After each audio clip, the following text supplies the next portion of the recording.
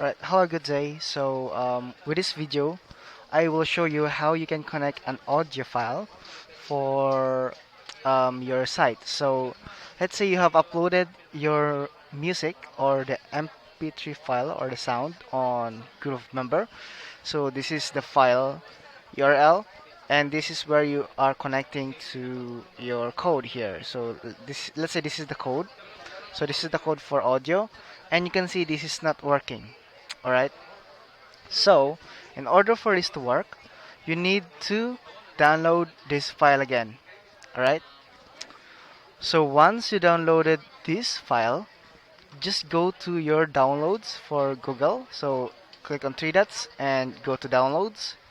And from here, you just need to get this link. So, right click and copy link address. Now, from here, you just need to change this code to the one that you have copied. So, I will just paste it here. So let's see if this will not work. So let's click on run. And now you can see that it now shows the timer. And once I click on this, it now plays the music. So that's pretty much it. And then you can just put this code to your GroovePages site, and this will probably work out. So that's pretty much it. And I hope this helps.